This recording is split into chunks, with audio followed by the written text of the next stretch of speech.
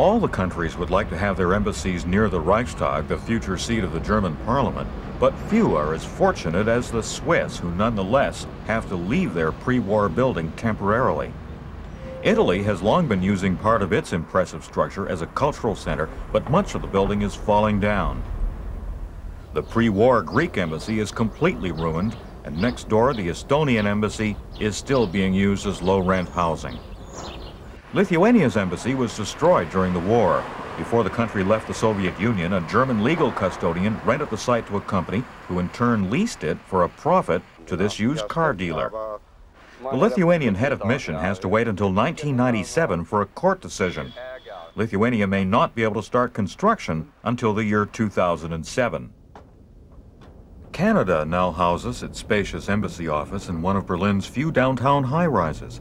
But ambitious plans for its future embassy will have to wait until they can find the right location in the government district. We Canadians tend to look upon our country as an advanced, technologically advanced society, highly educated society. And I think we would like an embassy that reflects Canada's modernity. And we would therefore like to have a building which has modern architecture, symbolically representing the kind of country that we think we have. Israel is also still looking for a site. The dark shadows of history will lend particular significance to their new embassy in Germany's once and future seat of government. Each visa department, each cocktail party, and each fax machine will always be a symbol of Jewish survival. I mean, it will be a living memorial that we survived, that we are here in Germany. All Ecuador needs is office space for about 20 people and a somewhat grander residence for its ambassador. They'd like the German government to help them exchange their villa in Bonn for one in Berlin. There's a lot of poor people in Ecuador, and if you ask to the finance ministry to send us $2 million or 2 million German marks in order to buy a residence for an ambassador, it's too exaggerate. So we have to take care about the internal situation first and to take care of the other priorities. We have to be here and in Berlin to have our representation in Germany. Maybe we have to rent a house.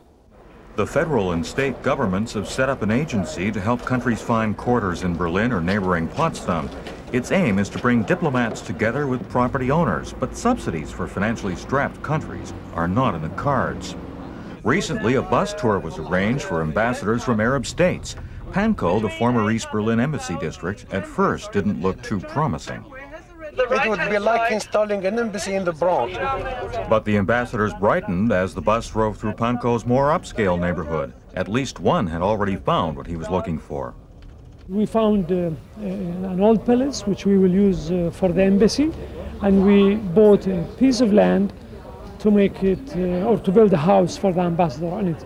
And they are big and they reflect the way the Kuwaitis look at their relation with a great country like Germany. The West African country of Gabon may purchase this house for $7.5 million. Big money for a small country, even with petrodollars flowing into its treasury. But it's small change compared to what the United States will end up spending to rebuild its historic embassy at the ultimate best address in Berlin, Pariser Platz number 2, right next to Brandenburg Gate.